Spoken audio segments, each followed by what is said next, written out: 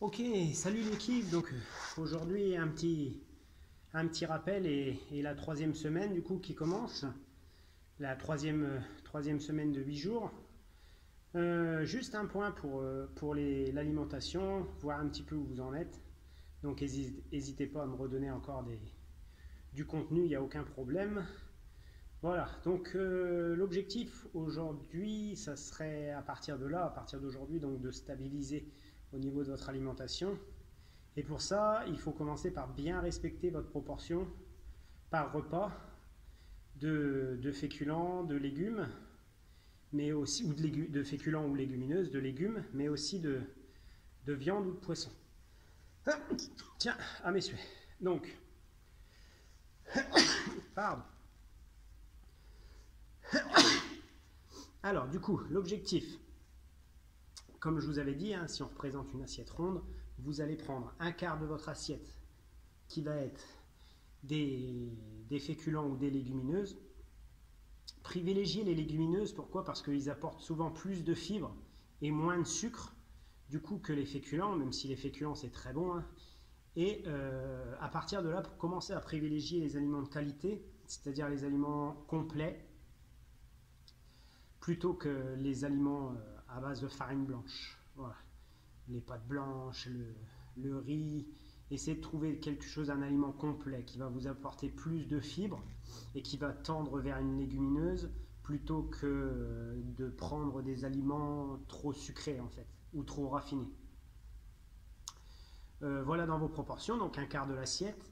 Un quart de l'assiette va être consacré aux protéines, continuez à une source de protéines, donc continuez à varier les sources de protéines, n'hésitez pas à changer souvent poisson, viande, pour avoir un équilibre parfait, même protéines végétales, hein, pour ceux qui sont végétariens, ça, il n'y a aucun problème.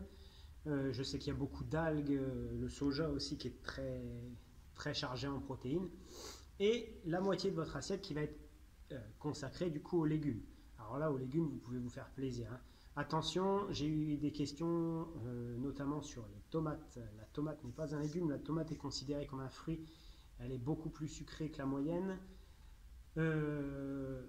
Petit conseil sur la tomate, évitez d'en consommer trop souvent, c'est très acide. Et au niveau digestion, ça peut perturber un petit peu le travail. On m'a aussi posé des questions sur les laitages. Alors les laitages, le laitage en soi n'est pas forcément mauvais, c'est la consommation en excès qui est mauvais. Alors il y en a, ils vont diaboliser le laitage, il ne faut pas de laitage. Il faut savoir que le laitage, c'est bourré de ferments du coup, lactiques, mais c'est aussi bourré de protéines et de cellules qui vont faire en sorte que ça va être très actif en fait dans votre estomac. Après, certains diététiciens disent que c'est pas digeste au-delà de 3 ans. Bon, voilà, j'ai envie de dire, si vous n'avez pas de problème par rapport au lactose, je pense qu'il n'y a pas de souci. Maintenant, c'est la consommation en excès. Je pense qu'un bol de lait par semaine, ça ne va pas vous tuer.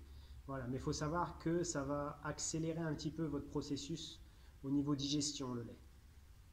Car c'est quelque chose de très actif. Ce que je peux vous donner d'autres comme conseils, du coup, pour ceux qui prennent des compléments alimentaires, pas de souci, vous pouvez continuer à essayer de privilégier les bonnes choses. Et voilà. Ensuite, donc au niveau de l'assiette, on a vu donc moitié légumes, un quart de féculents ou légumineuses, puis un quart de protéines. Voilà, juste quelques petits points, notamment concernant certains aliments. Il faut savoir par exemple que si vous avez faim, une poignée d'amandes peut compenser un petit peu la fringale.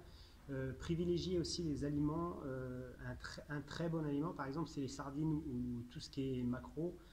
Faut savoir que ça reste à peu près 9 heures dans l'estomac. Donc 9 heures dans l'estomac, ça vous laisse le temps de voir du coup pour la suite et ça vous cale en fait au niveau de la faim. Voilà. Pareil, on pourra rajouter du coup dans votre alimentation, vous pourrez rajouter le pain.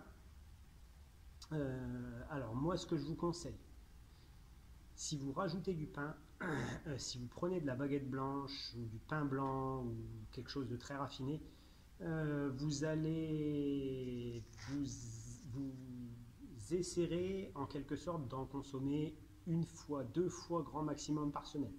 Voilà. Moi, si je veux vous conseiller un pain que vous pouvez manger tous les jours, alors pareil, hein, dans la limite de raisonnable, hein, une tranche ou deux, c'est le pain de seigle et le pain complet. Euh, pour ma part, le pain de seigle, ça va être le meilleur des pains. C'est celui qui va contenir le plus de fibres et le moins de sucre. Le pain complet va contenir du sucre, très bon sucre en l'occurrence, mais il en contient plus que le pain de seigle. Donc, je peux vous inviter à vous diriger vers ce pain noir là, qui est très très bon pour la santé. Voilà. Sinon, pour ma part, au niveau de mes conseils alimentaires, ça va être tout. Continuer à bien manger. Je vous avais dit, hein, moi j'étais parti à un peu plus de 75 kg, aujourd'hui j'en suis à 72, juste en appliquant ces conseils-là. Ici, la troisième phase va être plus une phase de stabilisation. Vous allez chercher à garder toujours le même mode alimentaire, à ne pas varier tout le temps et surtout à ce que votre poids reste le plus stable possible. Et puis ensuite, l'activité physique, bien sûr. L'idéal et ce que recommande l'Organisation mondiale de la santé, c'est 105 minutes d'activité par semaine.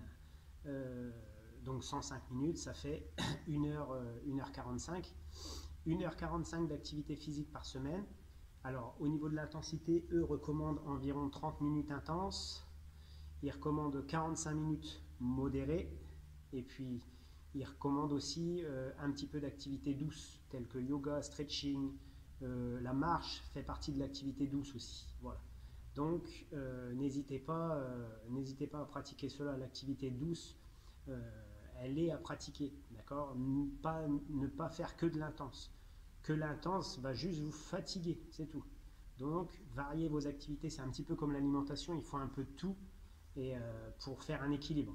Si il vous manque de l'activité douce, vous allez tout le temps être courbaturé, vous allez tout le temps être fatigué. Et c'est là que souvent les abandons ils se profilent.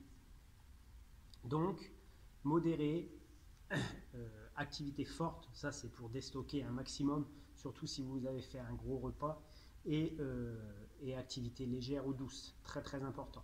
Voilà, un autre point que je voulais aborder, c'est au niveau de votre alimentation du coup, et c'est ces repas un petit peu plaisir. Voilà, essayez maximum de faire 2 repas plaisir dans la semaine. Si vous faites sur vos tous les repas que vous faites, sur vos, je sais pas, 20 repas que vous ne faites que des repas plaisir, évidemment qu'on va prendre du poids et évidemment que ce sera beaucoup plus difficile à rattraper. Voilà. Mais 2 repas plaisir dans la semaine où vous comptez pas, où vous cherchez pas à réguler et à toujours vous concentrer sur votre appétit, bien sûr, c'est absolument nécessaire. N'oubliez pas que je vous ai dit dans la précédente vidéo que le stress était un gros facteur de plateau. Un gros facteur qui vous empêche de progresser. Donc, on minimise les stress et on se fait plaisir. Ça, c'est l'important. On se fait plaisir, mais on est raisonnable. Voilà. C'est là-dessus que du coup, je vais vous quitter pour ces conseils alimentaires. Pensez raison plutôt qu'appétit ou plutôt que excès. Voilà. Excès, que ce soit dans les deux sens. Hein. Dans l'excès, je prends pas beaucoup et je me restreins au maximum et c'est là que je craque. Ou alors, excès, je prends trop, ça, vous connaissez le résultat.